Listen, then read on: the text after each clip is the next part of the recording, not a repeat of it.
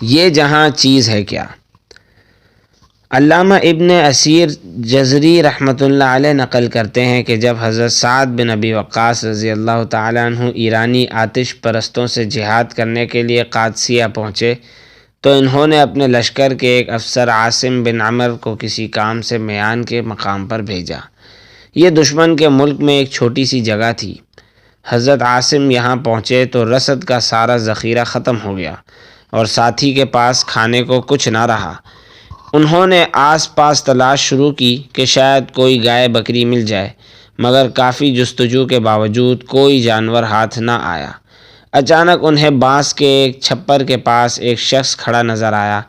انہوں نے اس سے جا کر پوچھا کہ کیا یہاں آس پاس کوئی گائے بکری مل جائے گی؟ اس شخص نے کہا مجھے معلوم نہیں۔ حضرت عاصم رحمۃ اللہ علیہ ابھی واپس نہیں لوٹے تھے کہ چھپر کے اندر سے ایک آواز سنائی دی، یہ خدا کا دشمن جھوٹ بولتا ہے، ہم یہاں موجود ہیں۔ حضرت عاصم رحمۃ اللہ علیہ چھپر میں داخل ہوئے تو دیکھا کہ وہاں کئی گائے بیل کھڑے ہیں، مگر وہاں کوئی آدمی نہیں تھا، اور یہ آواز ایک بیل کی تھی۔ حضرت عاصم وہاں سے گائے بیل لے کر آئے اور انہیں لشکر میں تقسیم کیا۔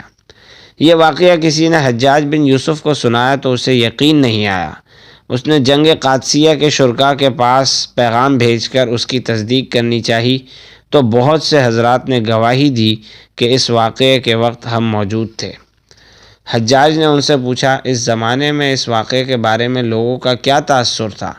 انہوں نے کہا اس واقعے کو اس بات کی دلیل سمجھا جاتا تھا کہ اللہ ہم سے راضی ہے اور ہمیں دشمن پر فتح عطا فرمائے گا۔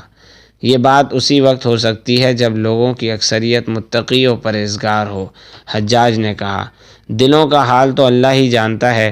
انہوں نے کہا لیکن اتنا ہم بھی جانتے ہیں کہ دنیا سے اس قدر بے نیاز قوم ہم نے ان کے بعد نہیں دیکھی۔